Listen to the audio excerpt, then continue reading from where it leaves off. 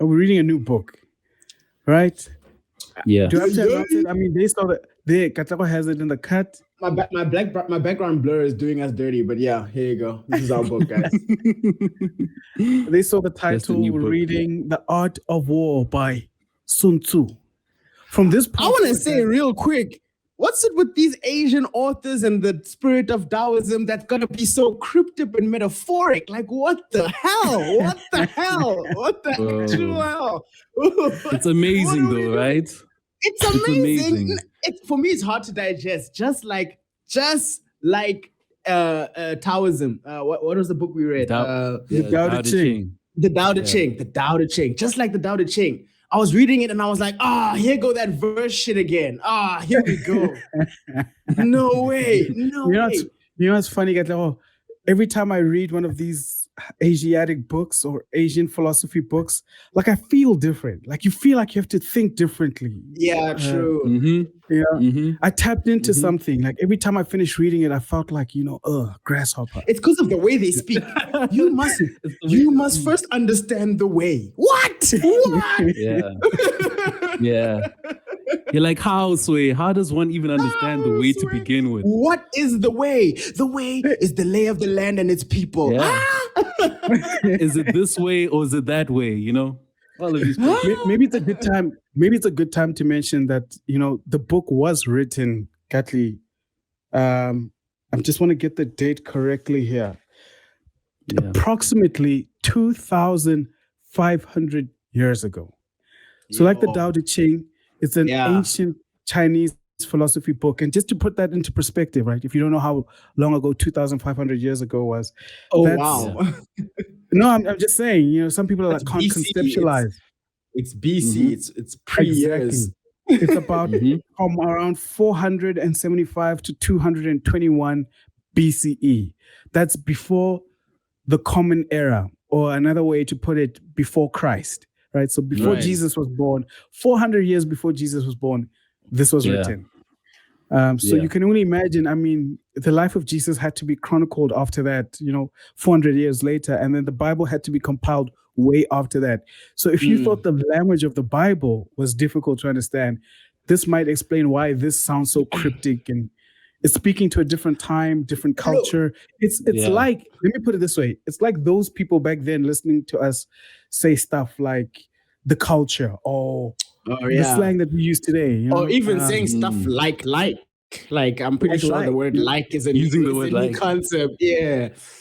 They're not used to that. That attests to why the language sounds so different. It was written in a different cultural context, didn't have the same references that we have. Yeah, but I still think that the Asian texts are a little more accessible. What's coming? What happened? I told you this would happen. Katlego's camera fell. Hey, guys! Technical difficulties. No, we were hoping for the best. AI, we're still trying. Okay. Yeah. I still think that the Asiatic texts, the Asian philosophy texts, are a little more accessible, or at least the translation, than your European text, right? Like the old English from Europe is a bit more difficult to understand for me than the Asiatic text. What do you guys think about that? Sure. Look, I personally believe that the Asiatic text, new word, learning it today, funny word. That's interesting. It's hard for me. Yeah. I when I got to the actual book, because obviously the reader's introduction, wow, like what an intro. But I'm saying that because it's like, what, 80 pages? No, I'm kidding. Yeah. Just an intro. But anyway, the reader's intro is so long. So, okay, cool. I appreciate that he kind of allows you to, he lays out the land of what you're about to lead and kind of also gives that foreshadowing that listen, it's all metaphoric and they speak very densely into symbolic messages, not necessarily direct. When I got to the actual book, bro, it took me a second. I was like, oh, is this another prelude to the book itself? And then I was like, oh, this is the book. We're just reading generals' thoughts and journal entries and stuff. This is the book. Oh, okay, cool. It's already started, right? You know what I mean? So I don't know. I find it weird. Like just like Dao, the Dao book. Why am I forgetting Dao the De Ching. title? Dao De Ching. I don't know why I keep Dao De forgetting the Ching. title. Just like Dao De Ching. I couldn't read it sequentially. I found myself opening random pages, reading something and going, that's interesting, you know, and maybe reflecting on that word and reflecting on that passage. And then obviously seeing the similarities, because what I really liked about the book is you could see similarities in different leaders in how the thought processes would go, in how to handle adversity, conflict, poverty, weather, bad weather, harsh times. You could kind of see how each leader handled that situation, and even though they were speaking different words, different contexts, the similarities therein. That was cool, you know, because I believe that no one else is going through what we're going through. You know what I mean? Like as humans, we like to think that no one sees this the way I'm seeing it, you know? And here are people 2,500 years ago seeing the exact same thing all together, but writing it differently, but they're seeing the exact same thing. Sorry, I hit my mic. Yeah. Right. So it gave me that sense of like, you know, there are people out there who want to fight for good, who want to analyze this thing, and who actually want to assess the lay of the land, the battle, how we best achieve victory and stuff. And a lot of us think of these things similarly. You're not faulted, you know. When I looked at how simple the thought processes for battle was, I was like, is that all you guys think about? The number of people, the weather, and the position? That's it. And the range of attack? That's it. You guys don't think about anything else? That's it, you know? So anything, but it's those overarching concepts, I would say. That's what makes it so beautiful, because it's not, you know, an extensive military piece like that where anyone can take it and just go to war. It's, as you said, it's not in a certain manner where I think, so you said from the European kind of text, it's more philosophical in a sense, right? And then you can see it applied in so many areas. And I love that about it. Similar to the Dao De Ching, you pick it up any point in time and be like, okay, I see. This is more philosophical. Where does this apply? This doesn't actually make too much sense right now, but probably when I read it a few days later, then it's like, wow. And I'm going to keep quiet now because I can see myself wants to say something. But I want to say something to that, right? Because have you ever like, I don't want to say palm reader, but have you ever been to like a palm reader? I don't want to single out palm readers. I don't think that it's a hoax or anything. I'm just asking, have you ever been to like a palm reader? And then they go, this person's life will be challenging. Duh! You know what I mean? You know what I mean? And then they go, this person will have a very troublesome road. Duh! This is life. We're on the earth. You know what I mean? I've had my palm read. That type of feeling from these type of books, from this type of writing, where it's like, you must consider your health first. And it's like, duh! You know what I mean? Yeah. I mean, it's interesting, your perspectives, but, you know, I'm going to chime in with a little bit of a different perspective here, because my experience of this book was a little bit different in the sense that although it had the overarching philosophical overtones and overviews, and definitely that was the bedrock of how you should approach any situation, is you need to understand it in its overview state, right? It's like a high-level diagram of your company. You need to understand how the whole thing works all together in order to start understanding the specific advice. I think the book actually did get into some advice. I think, in fact, that's what makes it a difficult book for some people maybe to understand, is because it actually went into military strategy and military-specific and war-specific things, right? An example is in chapter 2. Let me just see if I can't pull up the name of the chapter. Waging war. Exactly. And I think I put here, my takeaway was like just the very cost of war. So in that chapter, if you look up the quotes, they go into exactly how much war costs, even in pieces of silver, how much it costs to have a war and to train an army of 1,000 men or something like that, or 100,000 men and have 1,000 chariots. And if you go into war, then, you know, your weapons are going to get blunt, and then it's going to cost the state 3/10 of a person's income to blah, blah, blah. They get more specific into describing some of those processes, right? And I think in that, there's still like the way it's written still gives you this very beautiful meaning to draw from it, right? So even though you're not constantly in war, the takeaway from that chapter is that at least you understand that the deepest thinkers of the time, to the point, Sun Tzu? Sun Tzu was Sun Tzu was considered a military general, right? So he's a general in the military. He's not just a philosopher, somebody somewhere sitting on the side, and the way he thinks is still poetic, is still philosophical. And the meaning you can take from especially chapter 2 is that war is expensive.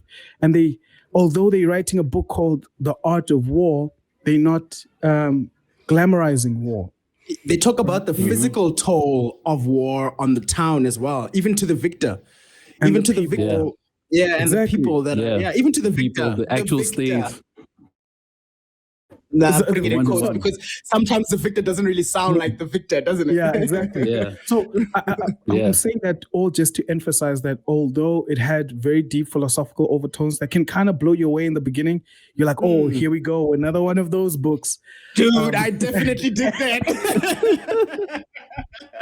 I definitely did that. I was like, here we go. And I bought this copy before we suggested it to the club, right? Okay, I told you I was reading The Art of War because I'm dealing with conflict and I'm trying to learn how to better deal with it, And I think what I've taken out of the book personally is there is no winner, Once you take the winner out of conflict, it reduces so much, I don't know, angst and the stress need to win. And and that anxiety that comes with the battle. Right? Because obviously when you head into a conflicting battle conversation, you want to come out the winner, the right person, the one who was right. Everybody must clap hands in the meeting room. Hey, did you hear him? Hey, that's what you want, But when you take that away and leave it to just the best outcome, being wrong is no longer, that stressful or that worrisome, or being the wrong one in the conflicting position or the loser, so to speak,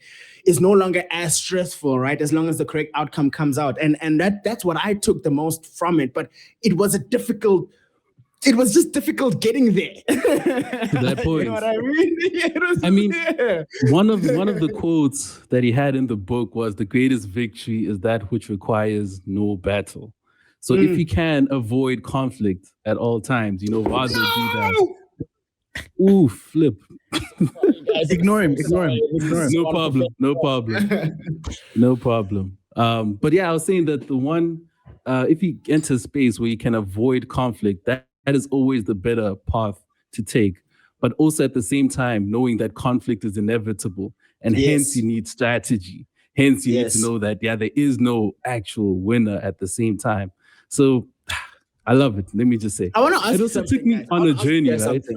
Yeah, sorry, Emmanuel, go for it. No, I was saying it also took me on a journey where I read this book and I felt, the comments when people say, what people say about self-help books. It's like, they're having a constant theme, whatnot. And I'm like, I felt that while reading the book, but as I got into it and started studying it and also looking at some notes afterwards, I'm like, amazing again, right? You know what? I should start reading like book notes, like after reading the book. Because I read the book, I make notes, and then I'm like, I'm ready.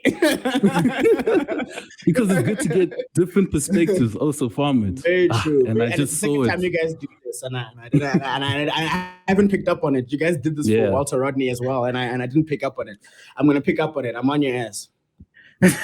No, but I like the energy that you come with, Katlego, because what's great is that was genuinely your experience of the book. And no, you guys know me. I always give an authentic experience of how I feel. You guys know 100. 100. And I feel like a lot of people I feel like for me, it's a cheat code for me to be able to go and then look up other perspectives and do deep research into a book. It's a cheat code in the sense that I already know going into the book.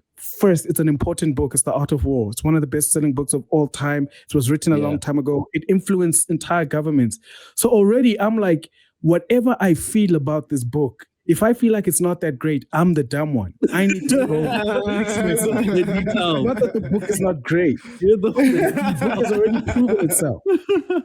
Right? Oh, so one example on that, just touching on that, is that Luis Felipe Scolari supposedly won the World Cup with Brazil by slipping in some of the notes to his Brazilian team as well. So I understand that point where you say that if you read it and feel nothing, then you're the dumb one. Yeah, no, I don't want to lie. I'm not trying to say I felt nothing.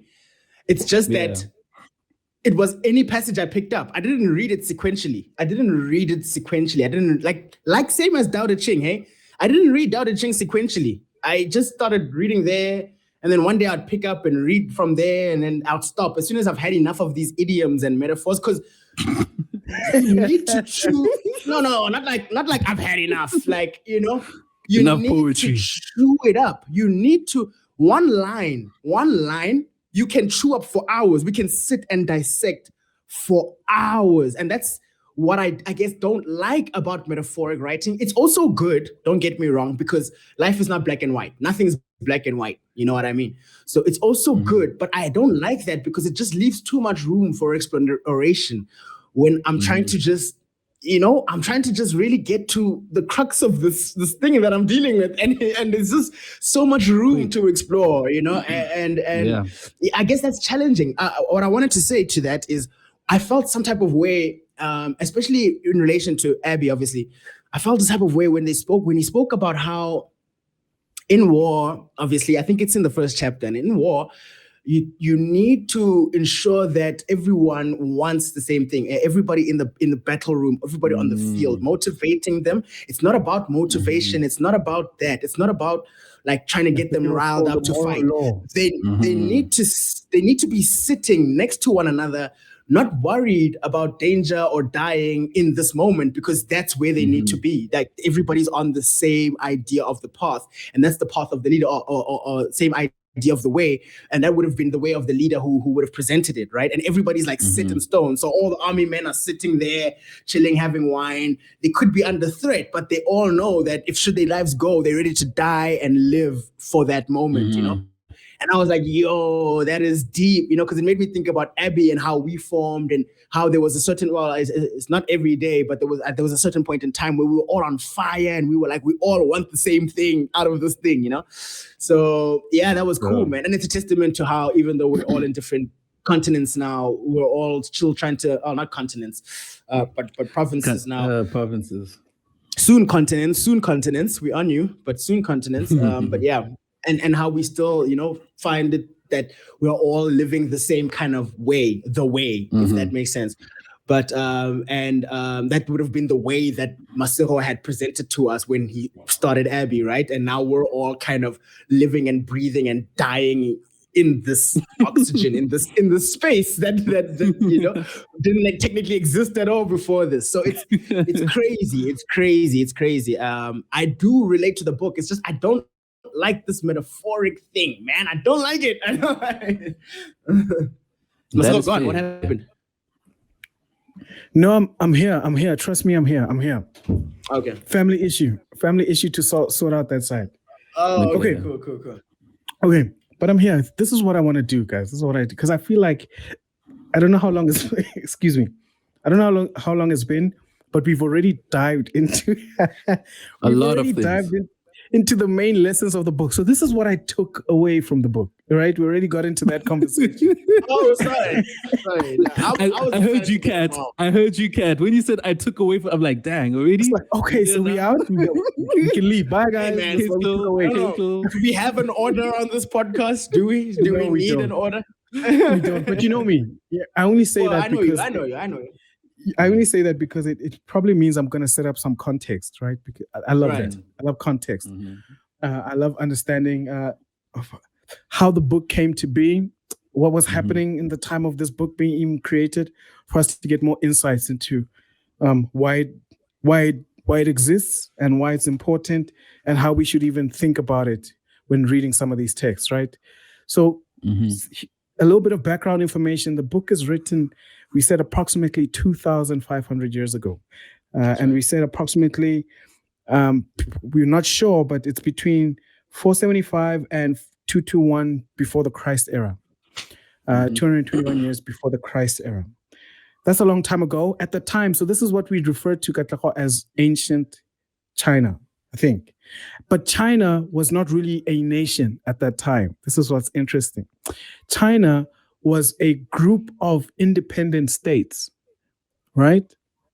7 of them were the major ones, the major particular ones, the ones that we scholars speak about the most. And I want to preface it by even saying there's a period in ancient Chinese history.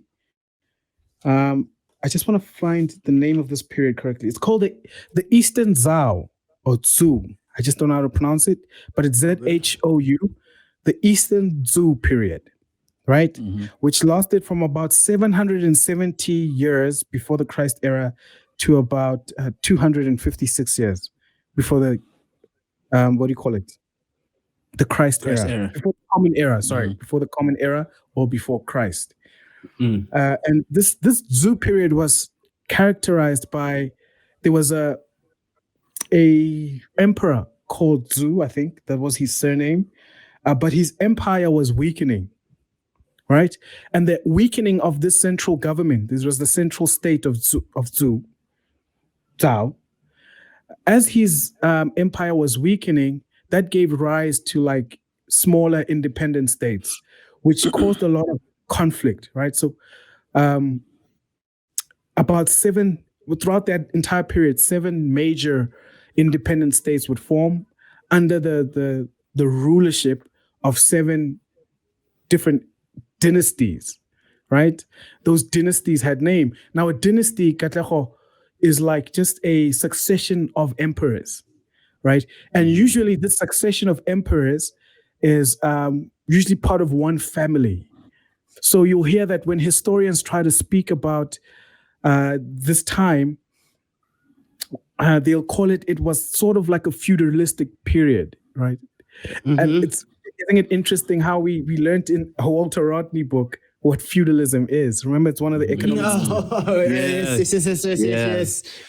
So remember feudalism at that time, agriculture is the main system of economy. Exactly. I was listening to them the wrong way. And we were right. We were right at that time to say that feudalistic states were characterized by kings and queens, but not just kings. There's also emperors. Emperors kind of similar to a king. It just depends on the context and where you're speaking from. So there were all these dynasties that rose up, these independent states, because of the central power was weakening. And I'm only saying this to say that this was 2,500 years ago, right? And today in South Africa, get this, because the ANC central government is weakening, as we were going through that turmoil, didn't Cape Town come out the other time and say, we'd like to be an independent city?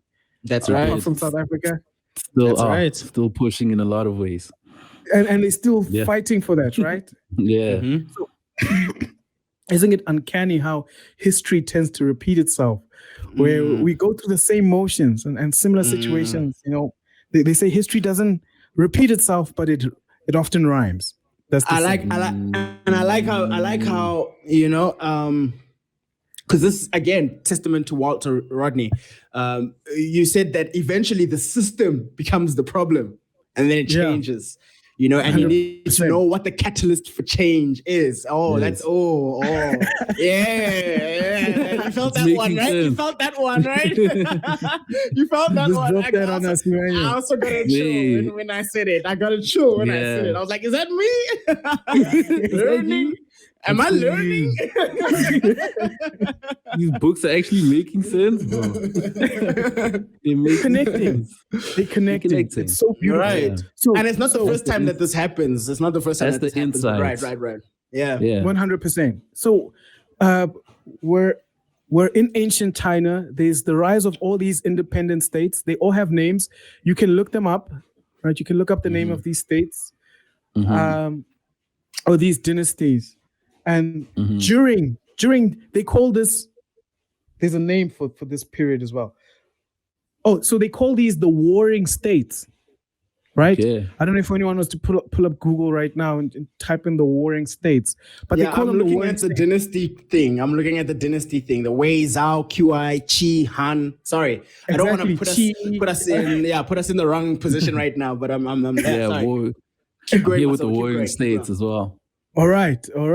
So they call these the warring states. So during this time, when there was all these wars, you could call them feudalistic wars, but it was not really feudalism in the sense that the different states had a different governance system. So some states had like complete emperors and monarchs, but other states were more progressive and had like a voting system.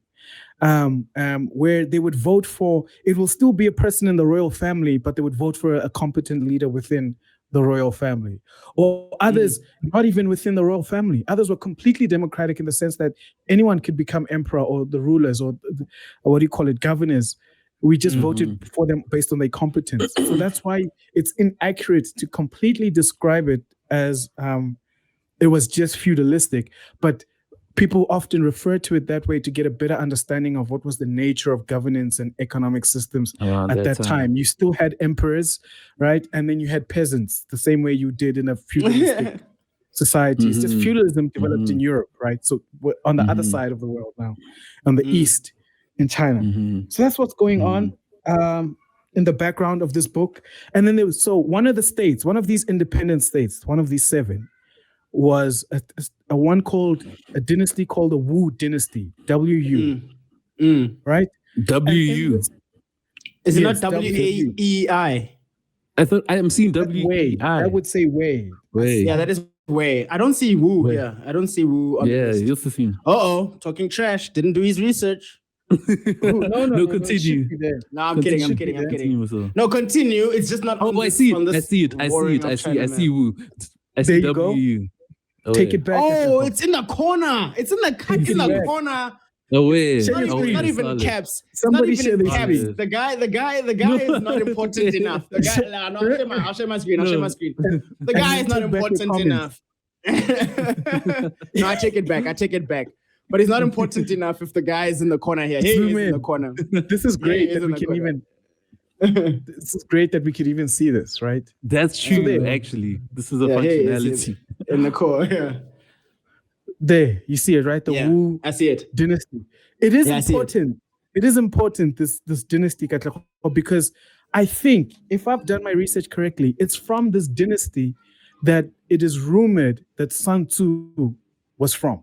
Oh! I should have let you finish. Okay. Before I said anything. Okay. It's from the dynasty that he said. Can we talk about this thing while we're here? Because it seems like the dynasties are the states. Is it? Am I mixing them? They are. You see, there's like capital. They're the different states.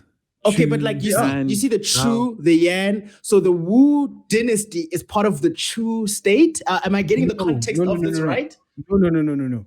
So I don't think it works exactly like that. And I think also the dynasties, you see, there's a reason why they put dates, because they came up at different times. And also there's a little border. There's a little border around it. I don't know if you guys can see it. There's a little border that's outlining some of the cities and Wu's on the outskirts. The Wu's on the outskirts. So maybe that. Okay.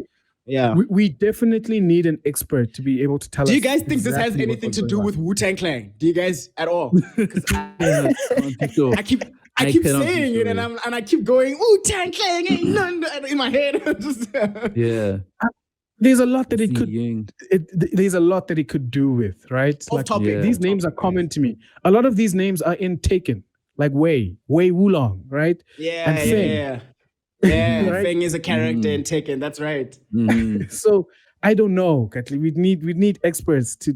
This is beyond us, right? This needs a person who has studied this completely. We must stop having these podcasts with just the 3 of us. We must start inviting 100. Someone who can school us on each topic. Every time we pick a book, we must find someone who can school us on the book and then have them on the podcast. And then have them on the podcast. I'm just glad that we can actually share a screen like this and actually unpack it while we're speaking. That's amazing. Something different, you know? Yeah, take that, the core. Shout outs to a podcast. Man, we should put that on a timestamp in the video. Be like, take that call. Take that call. You guys are wilding. You guys are wilding. You guys are wilding. Hey, we're reading about conflict. Don't do that. No, those are our brothers. I just said it as a joke. I do want to make more comments on this Wu dynasty that you're looking at. And it's crazy to see because I didn't see it on the map when I was doing the research. I didn't go to the map. But it's crazy to see that they're next to the sea because what this dynasty was known for was the advancements in economics, in economy. So they was known to have a great economy, and as well as they are a great culture. They had a great cultural influence on philosophy and art. So, Katlego, during this period that we're referring to, right, called the Eastern Zhao, which is divided into two sub-periods, right? The Spring-Autumn period and the Warring States period, right?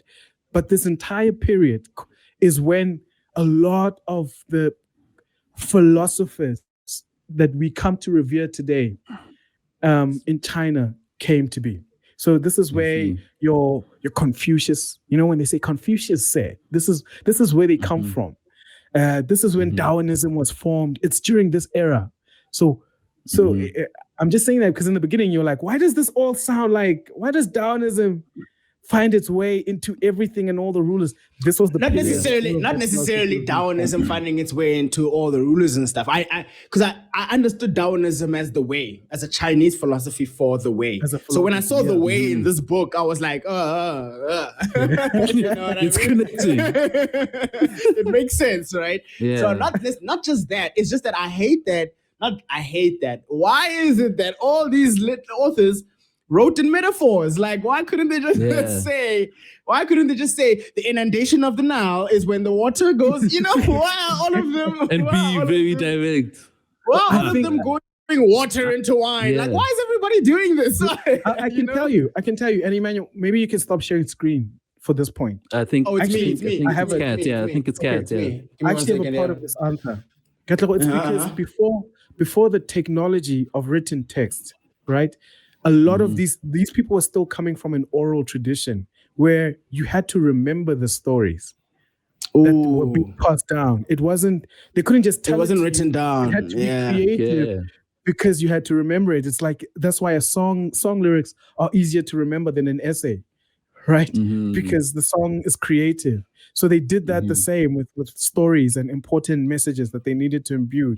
They tell it creatively as a story. You see, but they didn't think it through, man. Look how hard it is for us to decipher the stuff now. They didn't think that through, man. Look how I think once you get the technique, it's something. It's enriching to a certain degree. I think it's also personality types in terms of I'm how grateful. you read it. Yeah, I'm grateful because I have you guys. I'm grateful. I have you guys. I can always come back and be like, guys, what the hell? Yeah. I'm just saying, like, look how hard it is. Like, look at and again, when this is not us coming for any religious beliefs, but just look how hard it is for people to, like, everything is built on faith. Like, everybody has to kind of, okay, I believe that the story is true. Why? It's faith. And it's like, okay, but look how hard it is now. We're beefing over these stories now. There's fights over these stories now. And the meaning or the direct translation of it. Like, wait, hold on. Also, translation of it plays a part. Yeah. It's interesting. I hear you. It's definitely interesting. I've never thought about it that way, but it's a really good point. It is true. We're fighting over these things now because they are encrypted. Because they're so encrypted. Yeah, they're so cryptic. And they're not as straightforward. The water came, hit the soil, and the water turned red, and it sprayed water all over the vineyards. End of story. Now we have water into wine. We have clay. We have clay water. Sorry, yes, man. Go for it. No, check that exactly on that point, right? Check how they didn't say 12 rules for war. They said the art of war.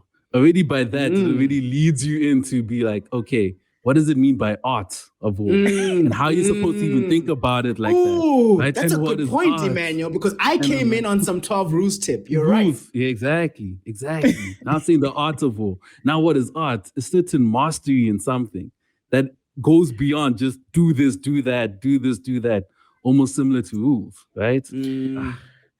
This book is incredible in the sense that it's shrouded in a lot of mystery and awe, and I think that's what makes it stand the test of time in the way that it does. Katlego, I've always mentioned to you how the best writers, they have to encrypt certain messages because it's in the decrypting that you see. The decrypting itself has a meaning, has a message. Yeah. I remember that. I remember that conversation. Be thinking at a certain level to be even able to decrypt. I had it as well. That's the only place to receive the message. Yeah, but that's what I'm saying. I'm lucky I have you guys. You guys are my hieroglyphic decoders, you know? Not necessarily just you guys. Obviously, we decode everything together, but you know what I'm saying, you know? Like, the infamous question we always have on this podcast is, would you give this book to someone and say, here you go ahead? Yeah. I already know the answer. This is one of those I already know the answer here. Hell no. Hell no. And then you'll be here saying it's a classic, and other people will be like, what the hell are you talking about? What the hell are you talking about? Exactly. That's my and you know me, bro. I speak for the people. Well, I don't want to say the people are dumb in the masses, but I feel like I speak for the people in my authentic approach to shit. You know, I feel like people have these feelings but don't say anything. And I'm happy to be the embarrassed one in this moment and say, I'm dumb. It's cool.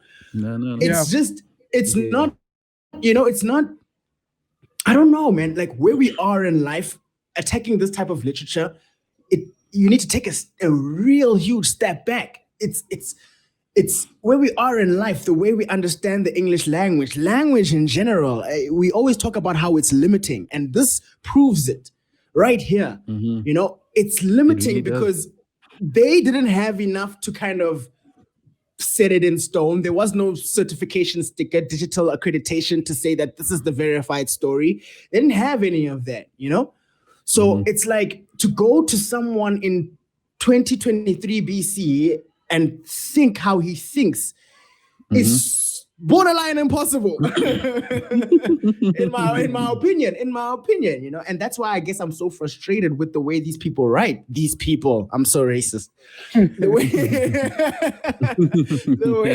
way that Asian philosophers or Asian dynasty leaders or whatever write. Yeah. Because I'm like, it's so hard to decrypt. It's so hard. There's very valuable lessons there, but it's so up in the air that it's very possible for me to take this book and then open a Chinese church and start, you know, spewing nonsense at them. And it just makes no sense. But everybody's going, and I'm making my bank through whatever I'm doing by making these events and stuff. And people are feeding off of what my energy and stuff. But what I'm saying is just nonsense because I'm just saying the way will come to be as is.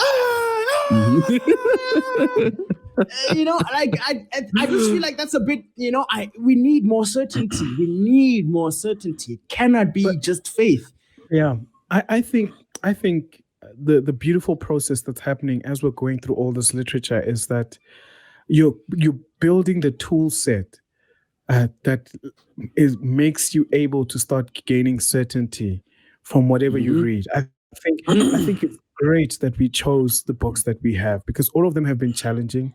From Sapiens, from Chinua Achebe's Things Fall Apart, even though everybody has read that book, not everyone. Yeah. Like I just found out the other day that my boss has read that book. She makes reference to it all the time, but I don't think she received it.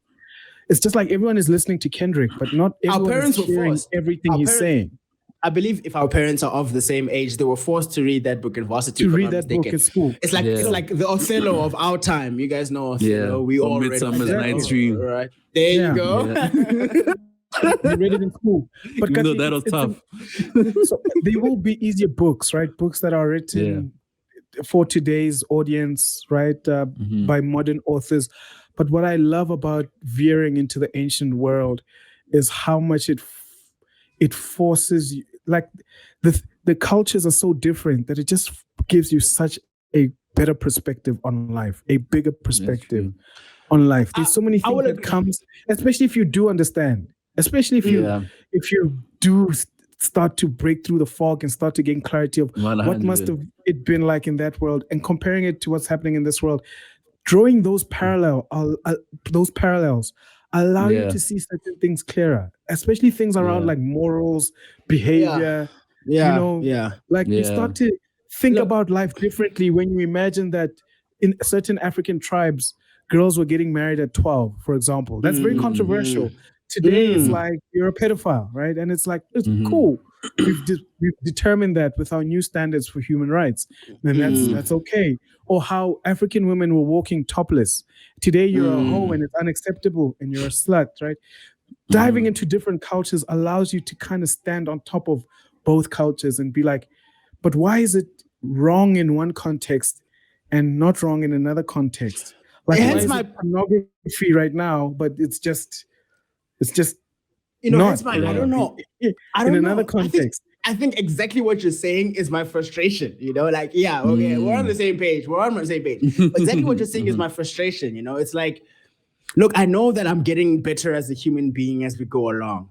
Slight flex, but I know. Oh yeah. Let them know. Let the people know. Just a little bit of a flex. Just a little, slight flex. For the people at the back. I know I'm getting better as a human being as we go through these books. It's the reason I didn't read this book and just throw it away. I chewed it up bit by bit. That's the reason I'm able to withdraw these kind of ideals about conflict when reading this book. I mean, the practices we keep force us to do things like that, like journaling and stuff.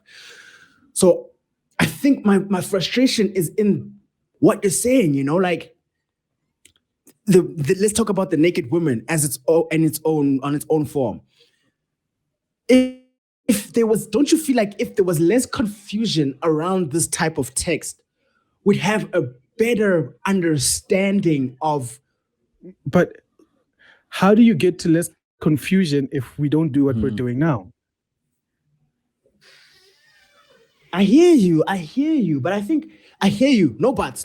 I hear you. And the confusion is not of the text himself. You see, what I'm fighting is you kind of being frustrated with the text. And I understand deeper that you're not really frustrated with the text, you're frustrated with the situation.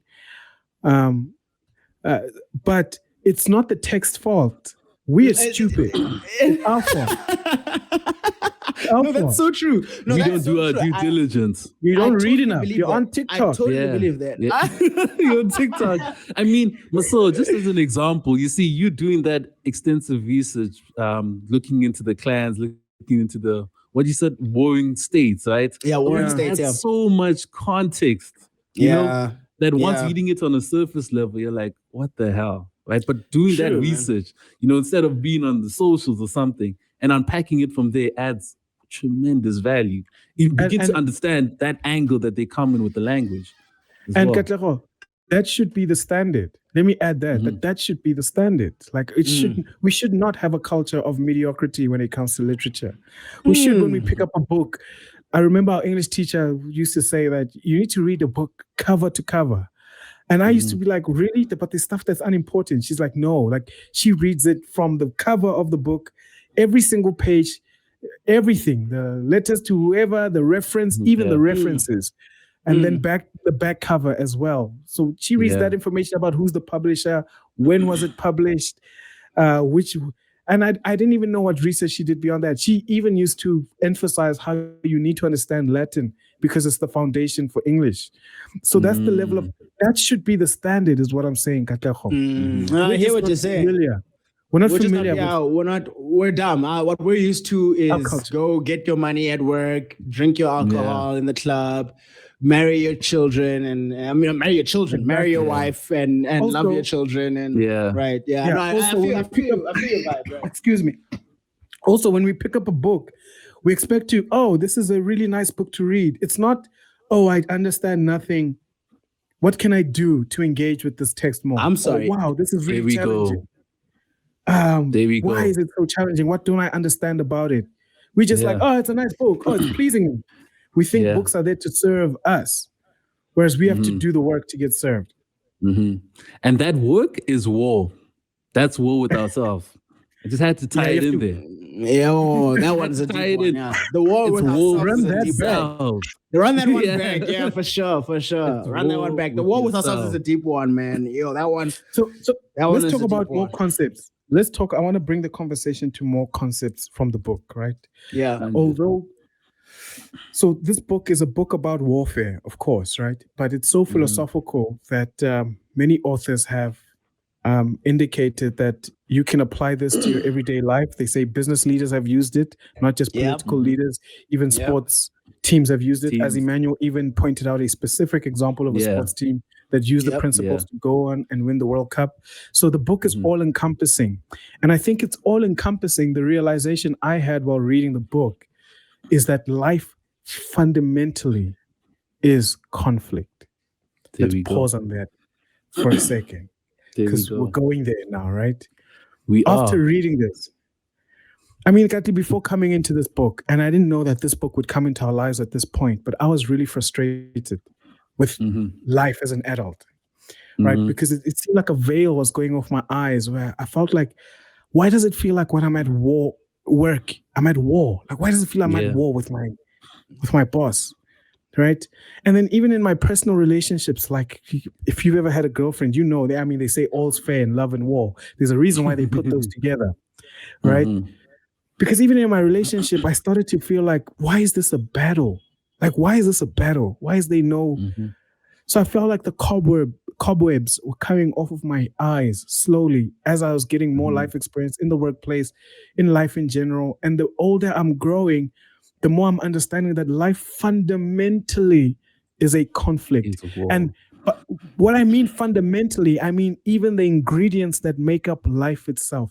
That's what African philosophy, Chinese philosophy is all about. That's why the symbol for Taoism is a yin and a yang. That's conflict. Right? Chaos and order. Chaos and order. I was gonna speak about entropy. I was going to speak about entropy. Where did entropy come from? Do you remember the word? We all remember the word. It means where did it come from? Yeah, entropy means it's a scientific term. It's a scientific principle that has been proven. No. Which book did it come out of? I'm forgetting which book. Yeah, I remember. Was it Naval Ravikant? I think it was Naval Ravikant. Possibly. Yeah, it was. Yeah, probably Naval Ravikant. But entropy. Yeah. So stay with me here. The fundamental ingredients that make up life are a result of some sort of conflict. Right? There was darkness, and then God said, let there be light. That's conflict already. You need to see it that way. That's already conflict. That's already opposite. I think there's a general the general of a major Chinese army. I don't remember the names. I'm sorry, I'm a bad researcher, my bad. But there's a general of a major army that once had a quote. I think Thanos shared the quote, or someone else shared the quote about struggle. They say, suffering rather. They say that there is no peace without suffering. The greater the suffering, the greater the peace, or the prolong the peace. I just wanted to chime that in there. Go for it, Masego. So this is what all of these philosophies are about, and it's your awareness of the all-encompassing nature of certain principles. We call them universal principles. Right? The Kemetics, the Egyptians call them spiritual laws. Right? These are laws that occur at every level of life, in every situation, whatever country. Oh, guys, no. It was not a Chinese leader. It was from Mission Impossible. I'm listening though. Okay. It was Tom Cruise. It was Tom Cruise. No, I'm kidding. I'm great Chinese ancient leader. It was Tom Cruise. Hollywood. So the villain on Mission Impossible Fallout, released in 2018, is Sean Harris. He acts as, well, the character is Solomon Lane. And he says there cannot be peace without first the great suffering. The greater the suffering, the greater the peace. Sorry, the quote just came into my head. I thought it was someone else. Okay, so stay with me, Katli. I'm with you. What I'm trying to show you is why. Why can they not be a great peace without a great suffering? Mathematically, it's a law. The universe does not work that way. It does not work without an opposite. That's the foundation of the universe, is otherness. The foundation of experience is that there must be something. That's what Tao Te Ching was about. There must be something other than the initial thing for there to be an experience. Otherwise, there's no experience. There's no love without hate. There is no beauty without ugly. We talked about this. They're sisters. They live together. They're one another. Nothing without something. Without something. Right. Exactly. Right. For there to be beautiful, there has to be an ugly. They has to. There we go. So this awareness, you see, the philosopher is able to take these concepts that are in the air. Like I said, the initiate won't be able to apply those things in everyday life, but the adept can see that play out in everyday life, right? If I'm taking it as a principle that everything is born of some sort of conflict, then even us communicating in this conversation, I need to be able to take that same principle and apply it. Like, where's the conflict here?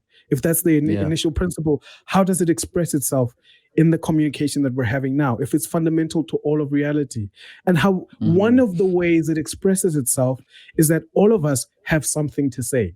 That's the plan. Brilliant. And we all have something to say. I didn't think about it like that. That's good. Yes. And also, even us recording this podcast and the battle that we had to face, that is that, literally. That's another aspect of it. But already, all of us have a different interest here, and we're competing, whether we know it or not, to get that point across. Now, the best speaker will get to speak the longest, or the person who's aware of principles of warfare will be able to get his point across more than others. Right? The ones who are knowing how to control certain like the things. me's of the world. The me's of the world. You're probably not going to listen to me. You shouldn't though. No, just in this context. No, guys, no, we're being serious here. Come on, like, don't give me brownie points. No, don't give me brownie points. We're being serious here, you know. In this context specifically, you know, I can give great example to how with Masego, when he speaks, we move. Things move when Masego speaks. You know what I mean? Emmanuel, likewise, you're getting into the space where everybody has to stop and listen because we know Emmanuel's done the research. You know what I mean? You as much as Masego showed it to us, I know you're getting into that space based on the meetings we've been having as well, you know? So as the straggler, I'm willing to admit, guys, let's be real. I'm the straggler in this scenario. I am well researched. Like everything is down, right? There's always someone less researched than me. I am well researched, but 100%. You read this month. Yeah, you read. Right. But yeah. Anyway, yes. In this context, I'm referring that refers to me because I find it not to say that with you guys don't listen to me because you do. We're all, you know. But I find that you're more captivating, Masego, when you speak. Especially, like, I'll keep quiet a whole episode if you keep talking. I promise you, I'll keep quiet. Clear example right now. Yeah. That's okay. I mean, it's interesting, and I think maybe then what to take from it is it's because of, and I didn't know this before reading this book, is maybe I prepare for these book club sessions as if I'm going to war. I think that's the level that I approached what's going on. I realized that I know you did that with Sapiens. I'll tell you that. Yeah, with Sapiens, I was fighting. No, you were there. No, this is life's work, Kat. This was life's work coming out to that point. It's like, dang. But think about it, Katlego. Think about it, Katlego. Yeah. My perception is not that I'm just going to have a conversation with my friends when I'm preparing for this. My perception is here's another opportunity to fight against a system that has made a large group of my people ignorant. And this is a platform, a cog in the wheel, because I understand certain laws of nature, because I understand momentum, energy. I understand that this will build on other efforts that other people have made, and it will all crescendo into something one day, because I realize that I'm in a conflict, I'm in a battle for something, for the souls and minds of people. And that's why it's captivating, because I even I prepare as if like I'm going to warfare with that diligence. I prepare as if this is bigger than what's going on. And I think that's what this book is all about, essentially. It's about your awareness of your opponent, your awareness of yourself, and your awareness of the fact of war itself. Your awareness of the game. We call it, when we speak at it, we say it's a game. We're all playing this big game, we say. And I think there are certain areas in my life, Katli, where I didn't think I was playing the game. Well, I was in denial that the game is occurring. There's certain places where you're just like, why are we doing this? Yeah, why can't we just be open? Why can't everybody just be open and honest? Yeah. And this is how many members I have in my army. This is how strong they are. This is how smart they are. When it rains, how much I have in my bank account. I lose 500 members. I lose 500 members because to flu when it rains, and why can't we just do that? And the morale of my team is low right now. If you attack me right now, I'll be done for. We're not gonna make. Yeah. There we go. In chapter 1, it says all warfare is based on deception. Right there. So no one comes in putting all their cards on the table like that. You already start off. So, okay, now I'm not saying too much. This is difficult for me because in my romantic relationship, I was always confused at why are the cards not on the table? Why is it like there's something else going on here that I'm not aware of? Shout out to Teho real quick. Shout out to Teho. Testimony to how the book is about warfare, like actual warfare in a feudalistic period, but it applies. The lessons are transcendent. I want to be honest. That's what I was thinking about the most when I was going through this book. I was thinking about personal relationships with my boss, with my girlfriend, with my friends, and the book is brutal when it describes what you have to do to become a competent person. If we're gonna say war is a metaphor for life, and that life is conflict, the kind of person you have to become in life. The book, it kind of if let's say you're very religious, right? And you have certain values, the book kind of throws all those morals out the window. If the Bible says you need to be an honest person and this book is hey, motherfucker, lie. Don't do that. Don't do that. Don't do that. It's just a young white lie, not too much. Not too much. Jordan, a white lie, This Jordan Peterson, when your opponent is down, that's when you must strike. If they're getting rest, in fact, let's pull up some quotes. Sure. We have to do that. No, Jordan Peterson says, one of his rules in one of his rules in 12 rules for life, right, is tell the truth or at least don't lie, right? Yeah. One of them, right? Yeah. And it's and me and my girlfriend were talking about it, I think today, or was it me and you, Masego, that were talking about it? It was me and you, right, babe? Yeah. Me and my girlfriend were talking about it today, and we were talking about how in the book he gets invited to a concert and it's crap. The concert is crap and it's his friend's concert. And then at the end of the concert, he goes, "You look great. You look fantastic. Thank you for inviting me out. I had a great time experiencing you and watching you." And then the next day, because obviously in the moment she asked, "What did you think of the performance?" And that's what he said. "You looked great. Thank you for inviting me.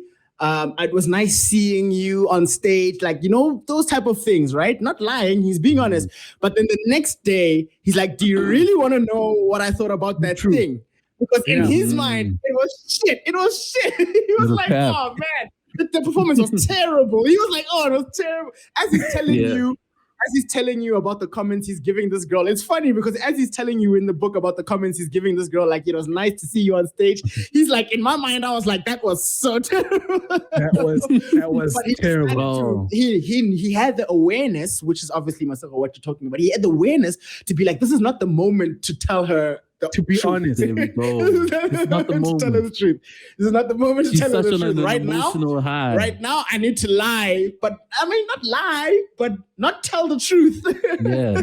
So choice of words, but you see, he came prepared with the language already. He was already built up that language to say, okay, at this point in time, let me say what I need to say. Opportune time, attack. Sounds brutal. Yeah. But I don't think I've gotten to that quote where it says when your opponent is down, strike. Can I say it? Go for it. Please do. It sounds bad, eh? There's no mercy for anyone in this book. There's no mercy. Man, no way I'm going through this alone. That's all I'm saying. You guys have to see exactly what I saw. All right, let's see my screen? Yes, we can see the screen. Okay, so this is from chapter 1, right? It starts with this quote, and this is the introduction, right? It says, "The art of war." Wait, first it says, and every chapter starts with this. Sun Tzu said. just switch up his voice. It's almost as it is written, kind of chat. Yeah, As it is written. The art of war is of vital importance to the state. It is a matter of life and death, a road either to safety or to ruin. Hence, it is a subject of inquiry which can on no account be neglected. Now, I want you to replace the word state here with like individual or you, right? The art of war is of vital importance to the individual. And if you don't know this, in public administration, the individual is the building block of the state. So the state, it starts with the individual, and then the smallest. Oh, there he goes with that government shit. And then the smallest unit of government is the family. It's your family. So when affairs are not correct or right in the family, then the state won't be right? Because if the family is not all right, then the kids are not growing up properly. If the kids are not growing up properly, they might become criminals or whatever might happen. Yes. That affects the whole, So it starts with the family. Yeah, exactly. It starts with the family. So everything that this thing says about state power, I think is also very relevant about personal power. Now, if we read this with that in mind, that means the art of war, knowing how to be at war, is of vital importance to you, Katlego. It's a matter of life and death. Literal and figuratively. It's literally like a road to either safety or ruin, right? Yeah. Hence, it's a subject of inquiry which cannot be neglected. You need to be proficient in the art of war. And what is the art of war? Here we go. You asked for it. It's not me. It's you. You asked for this. No, you said you can't go through this alone, so you have to share. Don't do that. So it's almost like you're saying, "Cat, read this." Read this so you can't sleep. And Masego does this. Like, I feel like I tell him this all the time. I was like, I wish I could go to a time before I met you, because now that I know all this shit, like, Check how brutal this is, man. He says, all warfare is based on deception. Hence, when able to attack, we must seem unable. When using our forces, we must seem inactive. When we are near, we must make the enemy believe we are far away. And when we are far away, we must make him believe that we're near. Sorry. When I read that, I in my mind I just pictured Emmanuel Ayisi and taking a shower. He's taking a shower. Where the hell are you? Yeah, I'm on the way. You're taking a shower. That's profound. That's because you're at war. Yeah. And when you're far, you must make the enemy believe he's the enemy. You know how we say we're on the way? That time we're still tying our shoes or something like that. Technically, we still are, but you just make the enemy feel. You're at war, my guy. It's not a simple situation. No, Sawada, we're on the way. No. That's interrogation, huh? That's interrogation. You said I'll be there in 10 minutes. That time you'll be there in 20 minutes. You know when you tell somebody you'll be there in 10 minutes, knowing you're going to be there in about 30, but at least you would have minus that 10 minutes of him waiting, and the rest doesn't seem so long. That's warfare. You need to know. That is warfare. No, that is warfare. In fact, I'm laughing so hard because I'm a participant. I think that's the beauty of it. It's like, damn, this is so applicable. You should be at war. When somebody does that to you, instead of being angry, you should have been like, wow, why didn't I set my affairs so that this can't happen? How did he win? 100. How did he win this battle? How did he win? How did I give so much grace? It starts at 10. I should have done that. Yeah. I should have said this thing starts at 7, and when he gets there at 8, I'm like, nah, actually it's 9. Gotcha. It's an art form. You should be like, touche when somebody comes late. What else are you gonna do? Man. And actually, in business, now that I'm thinking about it, even when we have meetings at work, it's like they give 2 minutes grace and then they start. They don't care whether you're there or not. And I'm like, it's that rigid. If you're late, the art of war has you a will quote not for that catch up. too. You need to attack when the enemy is not ready.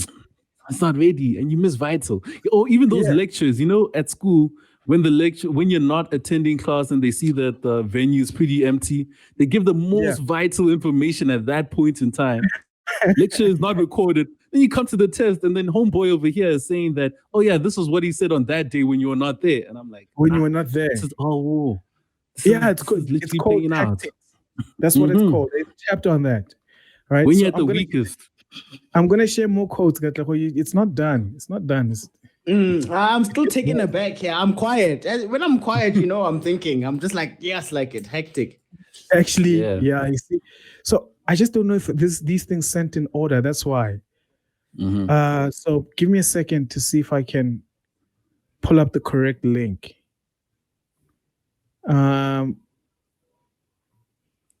This is not the correct one. So hold on. Okay, here's chapter 1.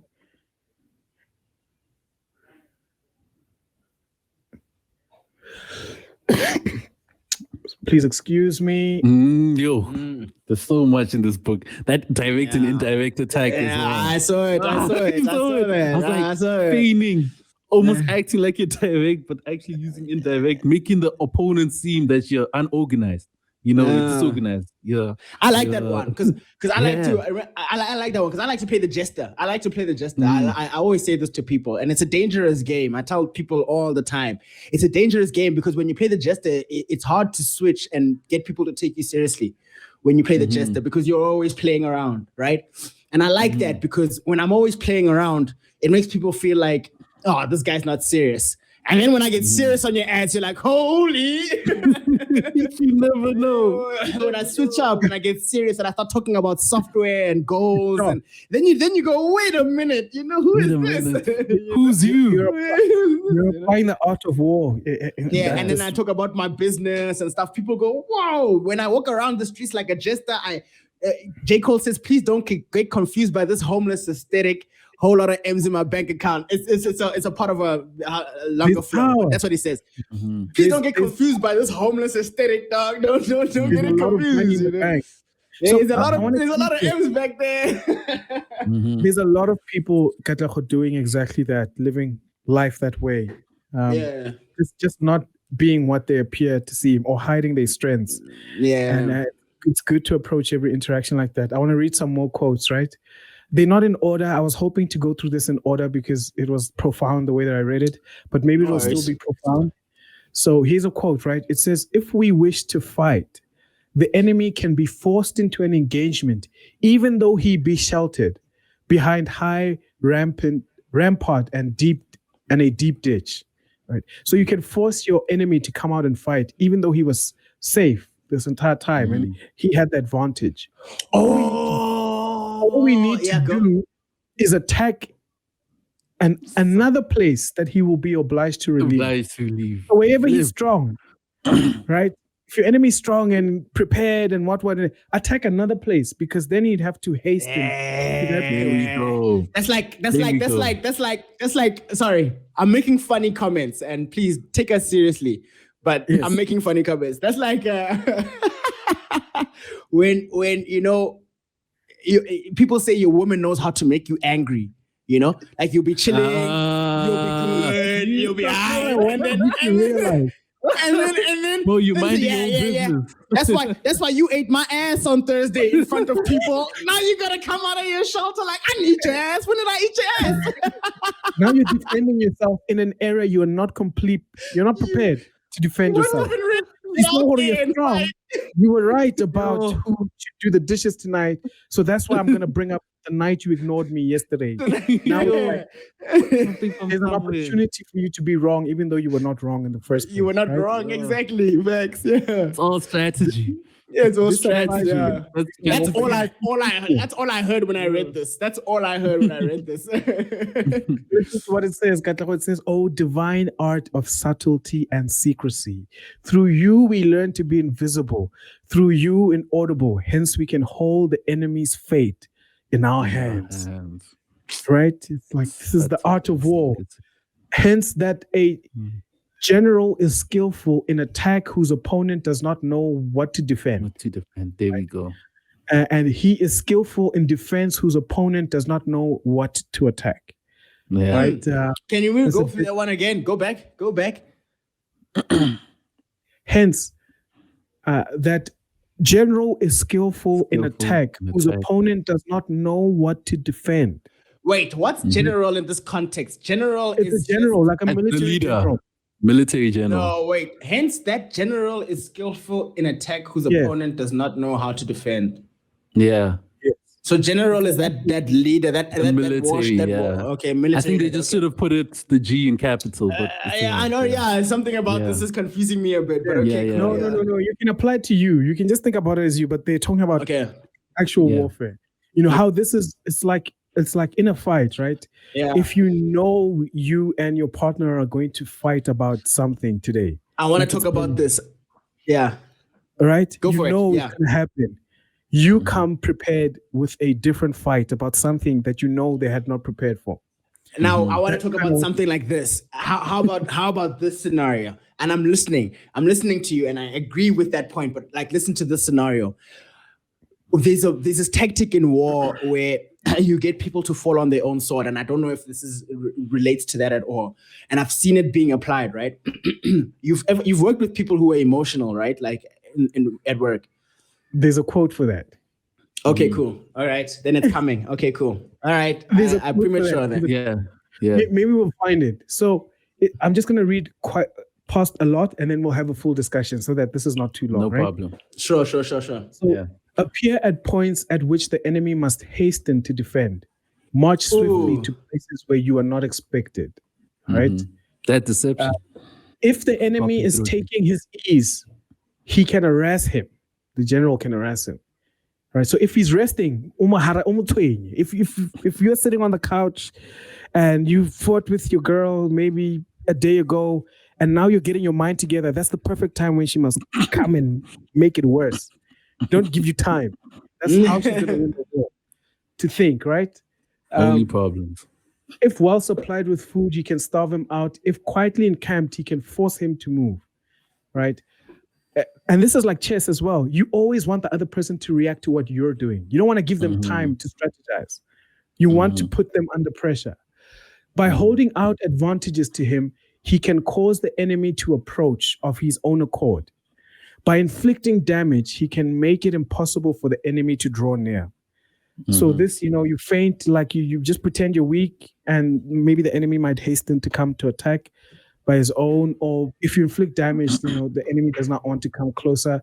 These are just more war tactics. Or you come up with a disease that I'm kidding. I think I know where you were going. Exactly. No COVID-19 was that COVID?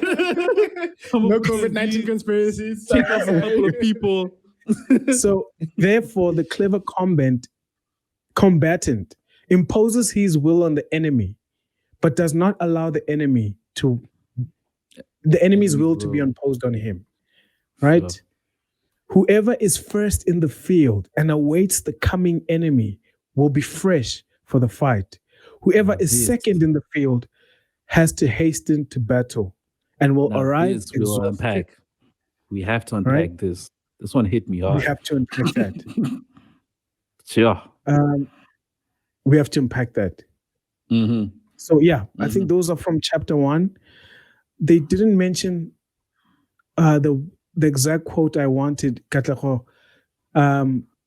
But there's a quote. Let me switch off my share. Katlego, there's a quote where Sun Tzu says that if your enemy has a short temper, then you must.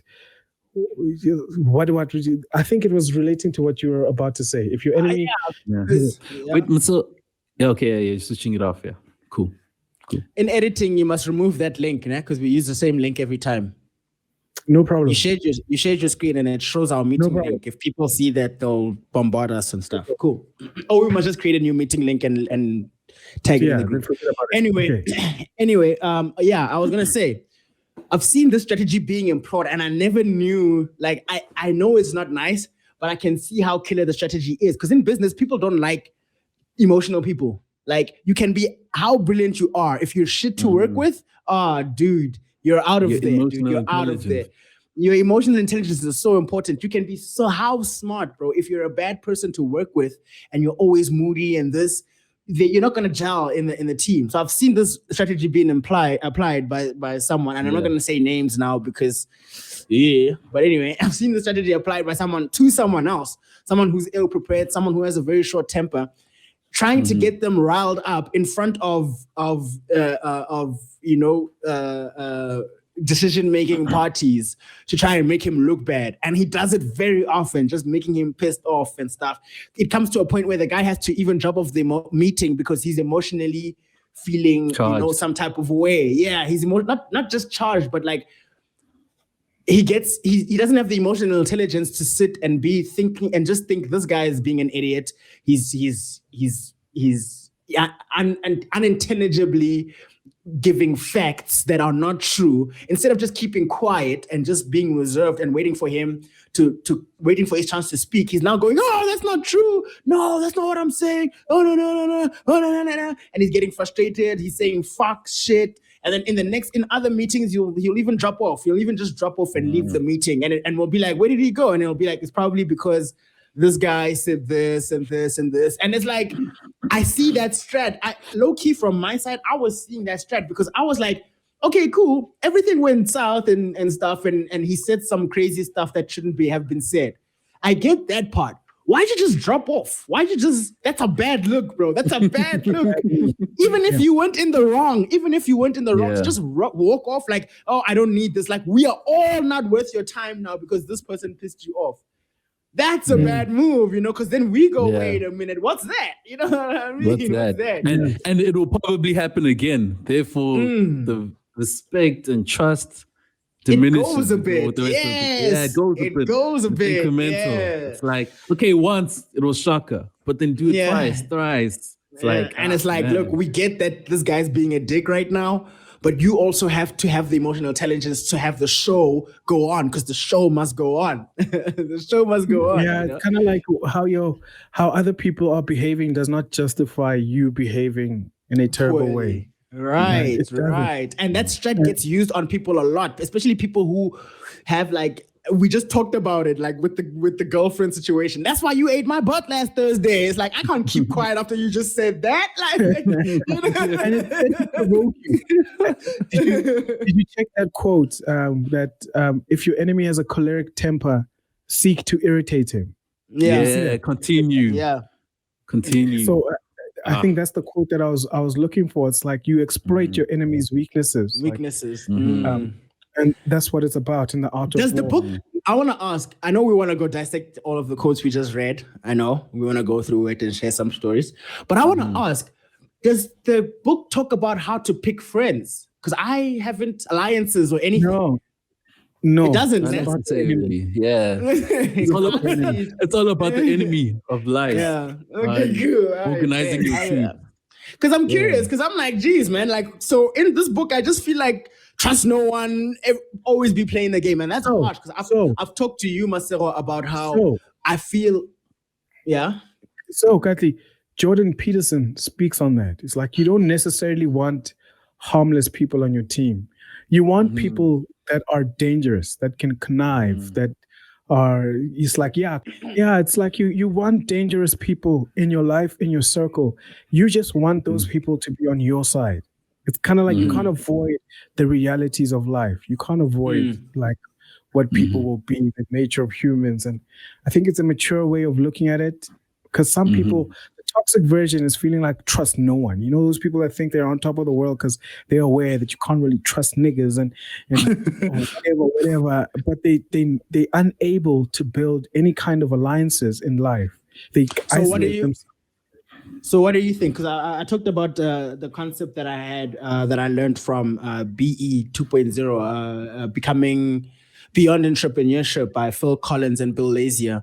And I talked about a concept where he talks about earning trust versus giving trust and making people live up to it, right? And he believes in trusting someone and then allowing them to live into the trust you've instilled in them, over forcing someone to build trust. Like, I don't trust you until he proves himself, and then you earn his trust. And obviously the latter being less successful than the former. But what's your opinion on how, obviously now we've talked about Jordan B. Peterson. Obviously, we want people who are vicious on our team, but we don't want to live with that toxicity where it's like, hey, Masego is vicious on my team, bro. I don't know, when Abby becomes successful, I don't know if he's gonna say, hey guys, I'm the one who built this, so I'm gonna change it to 70-30 here or whatever. I have no idea. So how do we live in good conscience with that, temperament, if that makes sense? Go for it. So I think that one, you need to be able to make certain preliminary judgments before you get involved with a person, right? How I kind of navigate through it, and I'm not the best person to consult on trusting people because I'm very trusting and nice and all of that stuff. No, me too. Which is why we need advice. But I'll say this, which is why we need advice, right? But I'll say this: the number one rule I apply is trust people to look out for themselves. So in all instances, you need to at least trust that I need to at least be able to trust that you got your own back. Like you're looking after you and you're not a danger to yourself. Because then I can align my incentives with yours, right? If I know that you want to make money, I can make sure what we're working on, the situation leads itself so that we make money. That your incentives are aligned with mine. By you being on my team, money is made. Therefore, I can trust you because I'm not trusting you because you're my friend. I'm trusting you because I know you want to make money. And this I trust you. That's still dangerous. That's still dangerous. It is dangerous. So it is. It's also what you have to do is you have to give people room to be humans. And you have to not deny nature. So you have to go into it expecting but not wish for betrayal. It's like, if I do it, that's why we have contracts. That's why we do that. That's why we write things down and we all sign. It's so that when you become a beast, right, like that your flesh makes you out to be, we at least have some way to get to a common understanding, a way to resolve. If you one day want to change our agreement, we have a contract. We can take it to court. There can be a mediator. So it's up to us to put those things into place, and it's up to us to determine how much we trust people. We need to make like verbal contracts, and but they are kind of verbal contracts, but, essentially, Like, I love you and I will date you and you alone. Zop! Yeah. The pandemic. No, but I think, Masego, just on that point, that initial point where we're speaking about other people, right? And trusting that they want the best for themselves actually is mission critical.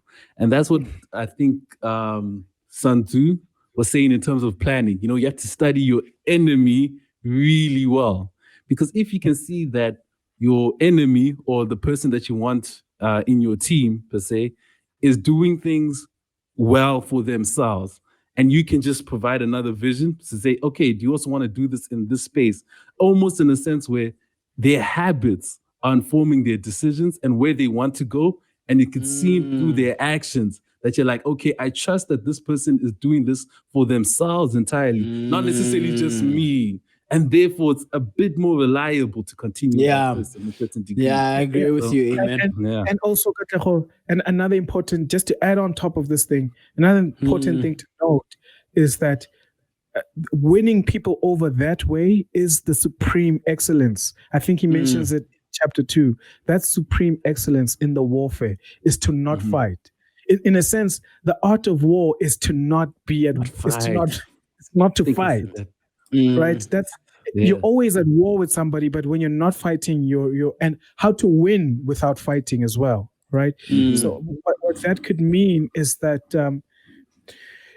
he even mentions, and this can be applied in many ways. He mentions that the great general knows how to lay siege to his enemy's town without.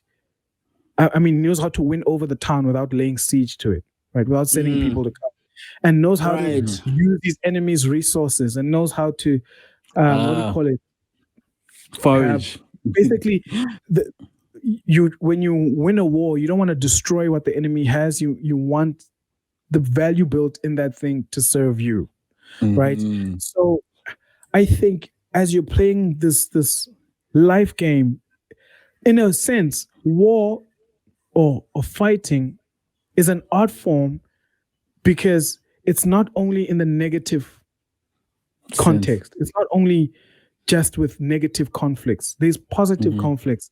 And that's what I alluded to in the beginning of this, that all of us here have something to say. That's a conflict. But we're going to collaborate in a positive manner to get our points across.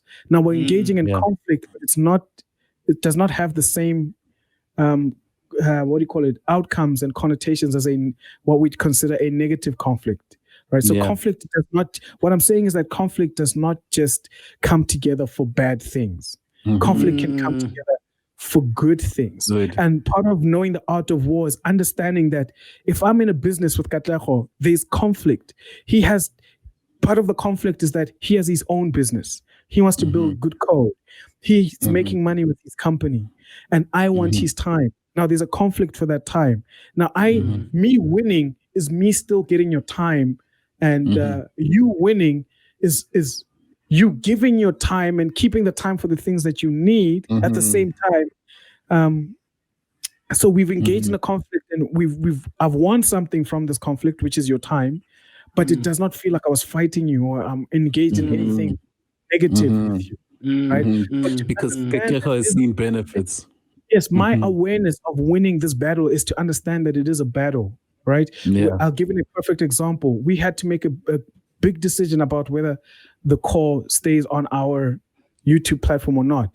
Those were conflicting interests, right? So you can liken it to we've engaged into a war, right? Now, that's Emmanuel out. That's me. Shucks, that's a load shedding. It's fine, Emmanuel. But you can liken that, Katlego, to conflict, right? There were conflicting interests. Now, somehow, we won that engagement in the sense that we get to keep everything on one platform. But there was no fighting that occurred. We were just collaborating. But if I was not aware that was it's common sense. We're talking about it like it's deep, but it's common sense. If I was not aware that was a contentious issue, then I would have not employed or prepared. I would have not came with the tactics that I needed to employ to ensure that we get a win out of this, right? I would have insulted someone, like a person who's not aware that of the rules of warfare will engage in a fight when a fight is not necessary. But you guys, when we started this thing, I always just thought you were going to be on our page. What's going on? Right? What is that? What is it about? What is it about? Like, because not necessarily people are bad at war. Not just that, because obviously there's wars in different shapes, right? There's the war where I hold a gun to your face and you're quiet. I bet you won't say anything if I hold a gun to your face and I say, we're leaving the Abby's book club. I bet you will just go, all right, cool, man. This is not a, I bet you it's not a conversation then. And then it's a different conversation. Yeah, right. And then also, what's the thing? What's this thing that makes you? Because I don't think it's a lack of understanding in conflict. I think it's emotional. You know, the same way when you wake up, you're tired, you don't want to go to gym, but if you go, you'll feel better. You know what I mean?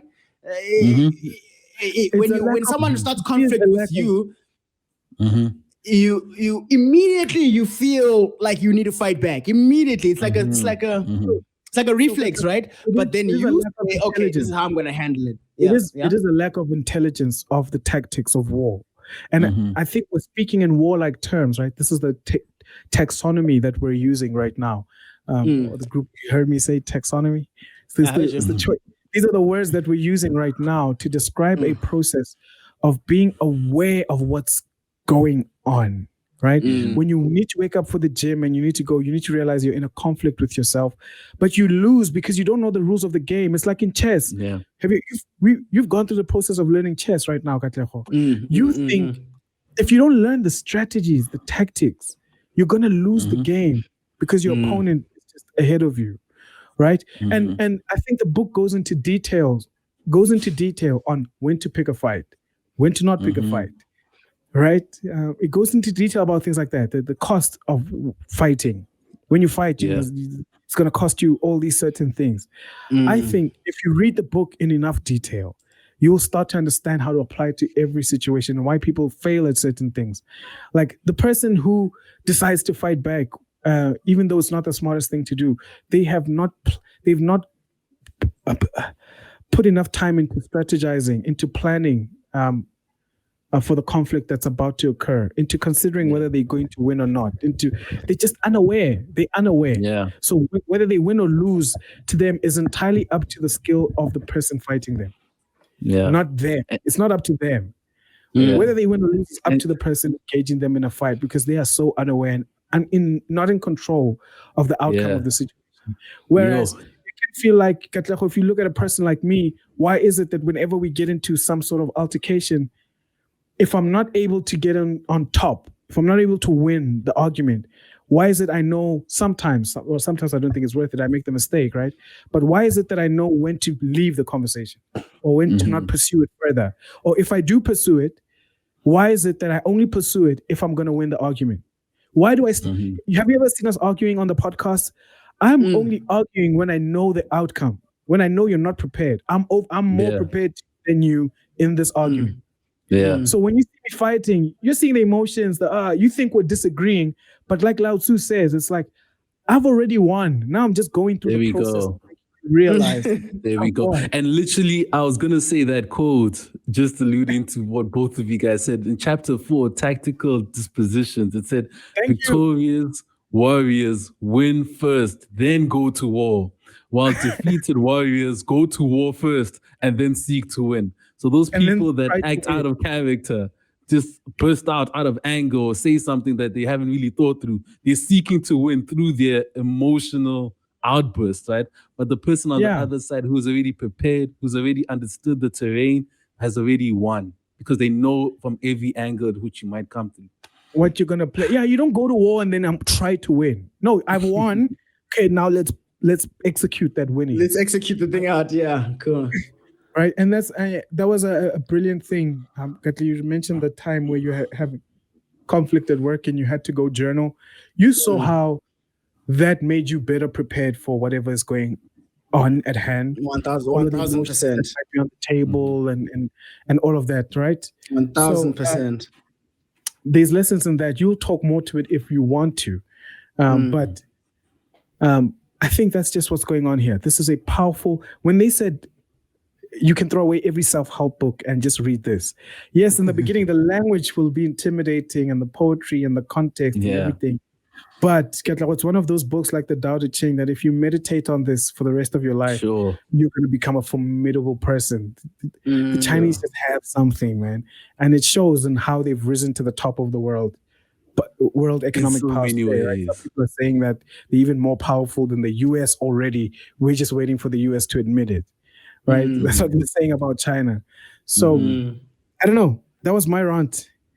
Come at me. This is war. This is warfare.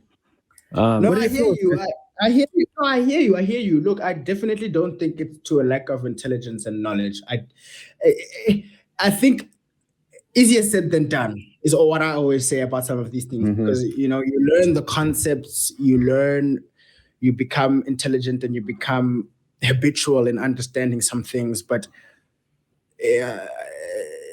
when it comes down to it, we all know the right thing to do. But when it comes down to it, more than 90% of people don't do the right thing. It's just how it works. And I think I was speaking to that. People have 90% of the world's wealth. Of the wealth, right? Yeah, true. Right? That's why 90%. Reading that in Jordan Peterson. People has 90% of the world's wealth, right? And I guess it's just that contention is I think what I'm talking about. Like what is that? Because I've been in conflicting positions where emotions take over, and you want to fight with this person, and afterwards, you like you say, war, like he says, like Sun Tzu says, no one wins in war because everyone loses something. You lose, the city perishes, the people are now depressed because of 1, 2, 3, and So just like you have after you have an argument with your girlfriend or anyone, I mean, even if you're right, if you have a proper, not a conflict resolution session of a proper fight with your partner, then afterwards everyone feels shit. I don't know anyone who feels great after a fight. Everyone feels bad, and everyone's not talking to each other now. Doors are closed. One is sleeping. The other one doesn't want to go to bed because he doesn't want to touch the other one. Like, like now it's not nice. And I think I'm speaking to what that is in its core form, right? Because a lot of people see that as, I don't know, like, what's his name? Toby Ngingwe. What's his name? Toby Ngingwe. I don't know how to pronounce his surname, but he has a song the where he says, artist. where he says, "Try Jesus, not me, because I throw hands." Right? You know that one, right? I know it. And it's like that kind of. It's what I'm saying in I guess not so articulately, but it's basically what I'm saying. Like, how do you live life being tried successfully? I know it's a privilege to have this state of mind and the state of being, but the conversation where it's like, hey, listen, I don't agree with you on this. Let's fight. We fight. Okay, cool. We argue and we come to a consensus. All right, you were right. Versus, I don't agree with you on this. Either you agree with me or I shoot your mama. It's like extremes like that. Oh, we're not going to talk again. But the spectrum therein, each time your knee-jerk reaction is like, I'll kill you, or fuck you, or I'll end your life, or I'll end this, or each time the knee-jerk reaction is, if I could, I would end you right now. I would end you right now, without any proper thought about what's happening. Like, whether this person's saying, give me this so I can save the world and stop us from going into eternal suffering for the rest of our days. You, in your mind, are immediately moving towards the fight back emotion. You know what I mean? And for me, I want to share a few of these. Sure thing. But for me, without even having thought about it, it's like it's like human nature. It's like human nature, and I don't know. Reverts to chaos. It is ignorance. It is ignorance. Yeah. Yeah. It's unawareness of what your actions are about to result in. Yeah. You only feel bad after. Like, oh my God. And Sun Tzu said unawareness. You need to know your enemy and you need to know yourself. Know yourself. Those two go hand in hand. People don't know their enemies. There we go. Check this out, Katlego. When you engage in actual fighting, if victory is long in coming, right? So if the war is long, then men's weapons will grow dull, the ardor will be champed, and if you lay siege to a town, you will exhaust your strength. Right? How do we zoom out? What's going on here? You will exhaust your strength. Again, if the campaign is protracted, the resources, so even if you stop fighting after you've started fighting, the resources of the state will not be equal to the strain. Now, when your weapons are dulled, your ardor damped, and your strength exhausted, your treasure spent, other chieftains will spring out to take advantage of your extremity. Then no man, however wise, will be able to avert the consequences that must ensue. Thus, though we have heard of stupid haste in war, cleverness has never been associated with long delays. There is no instance of a country having benefited from prolonged warfare.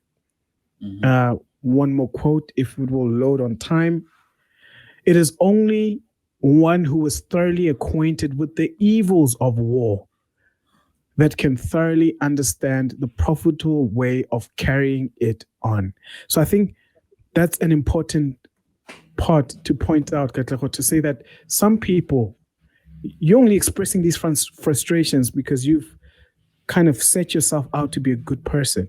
But some people are acquainted with the evils of war, such that prolonged warfare is beneficial to them. Like countries like the US who profit off of warfare, they get certain benefits.